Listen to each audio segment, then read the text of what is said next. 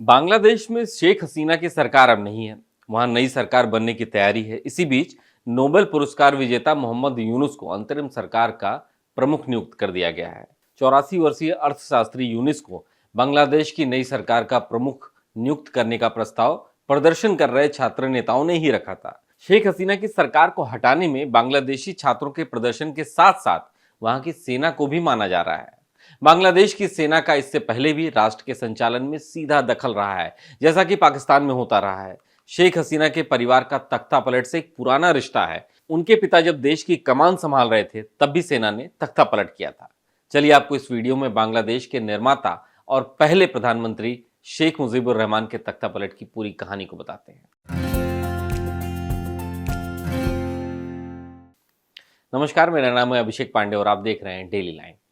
साल 1975 में सेना ने बांग्लादेश में सरकार का तख्ता पलट किया था और शेख हसीना के लगभग पूरे परिवार को खत्म कर दिया गया था। तब वह अकेले बच गई थी। शेख हसीना के पिता शेख मुजीबुर रहमान को भारत हमेशा से बंग बंधु के तौर पर याद करता आया है।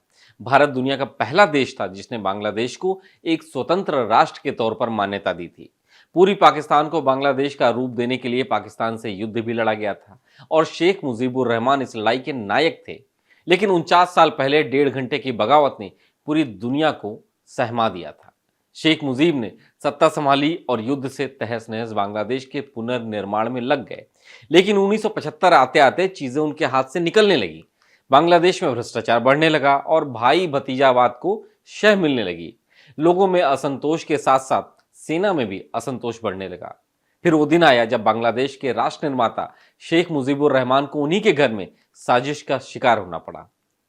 15 अगस्त 1975 की सुबह सेना के कुछ जूनियर अफसरों ने शेख के 32 धनमंडी स्थित आवास पर हमला बोल दिया। गोलियों की आवाज सुनते ही शेख ने तत्कालीन सेना अध्यक्ष जनरल शफीउल्लाह को फोन मिलाया। शेख मुजीबुर रहमान ने जनरल शफीउल्लाह से कहा कि तुम्हारे सैनिकों ने मेरे घर पर हमला बोल दिया है, उन्हें वापस आने का आदेश दो। नीचे हो रही गोलाबारी को सुनकर शेख सीढ़ियों से नीचे आने लगे। तभी उन पर भी गोली चल गई। मुझे मुंह के बल गिर पड़े और नीचे तक गिरते चले गए। उनका फेवरेट पाइप उनके हाथों में ही था। इसके बाद मौत का तांडव शुरू हुआ। पहले बेगम मुजीब को गोली मारी गई, फिर बारी आई उनके छोटे बेटे जमाल की। उसके बाद दोनों बहुओं को भी नहीं बख्शा गया और यहां तक कि उनके सबसे छोटे बेटे जिसकी उम्र 10 साल की थी, रसेल मुजीब को भी गोली मार दी गई। साल 1975 में शेख मुजीबुर रहमान की हत्या हुई। परिवार के 8 लोग मारे गए। जब ये लोग मुजीब के घर में घुसे तो वो बाहर आए। उन्हें लगा कि वो गलती से उनके घर में घुस आए हैं। उन्होंने चिल्लाकर कहा कि तुम यहाँ क्या करना चाहते हो। उन्हें अंदाजा ही नहीं था कि वो लोग उनको मारने आए हैं। उन्हें मारा गया बेरहम तरीके से और मारने के बाद उन्हें किसी के कंधे पर नहीं बल्कि घसीटते हुए घर से बाहर लाया गया और इंतजार कर रहे ट्रक में फेंक दिया गया। 16 अगस्त की सुबह सैनिकों ने सारे शवों को इकट्ठा किया और मुजीब को छोड़कर सबको बेनामी कब्रिस्तान में एक के बाद एक दफन कर दिया। मुजीब के शव को हेलीकॉप्टर से उनके पैतृक गांव टांगी पारा ले जाया गया। शेख मुजीब ने जिस देश को आज़ादी दिलाई और बंग बंधु की उपाधि पाई, उसी देश की भीड़ या फिर कह सकते हैं बागी सेना ने उनकी जान ले ली। हालांकि इस हमले में शेख हसीना और उनकी बहन बच गई। दरअसल जब बांग्लादेश में ये सब हो रहा था तो शेख हसीना अपने पति वाजिद मियाँ और छोटी बहन के साथ यूरोप में थी। यही वजह है कि इस भयानक हादसे में उनकी जान बच गई। इसके बाद शेख हसीना कुछ समय तक जर्मनी में रही। उसके बाद फिर भारत आ गई। भारत की तत्कालीन प्रधानमंत्री इंदिरा गांधी ने उन्हें शरण दिया और कई वर्षों तक वो भारत में रही। शेख हसीना ने अपने पति, बच्चों और बहन के साथ भारत में शरण ले रखी थी।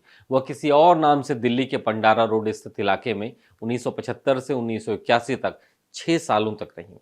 भारत में काफी समय रहने के बाद जब बांग्लादेश की स्थिति सामान्य हुई तो साल 1981 में शेख हसीना अपने देश बांग्लादेश वापस लौटी।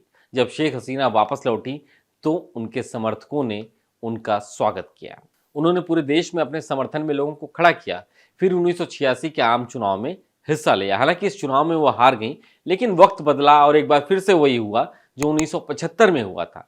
शेख हसीना को उनके ही देश में प्रधानमंत्री के पद से बेदखल कर दिया गया और देश छोड़ने पर मजबूर कर दिया गया।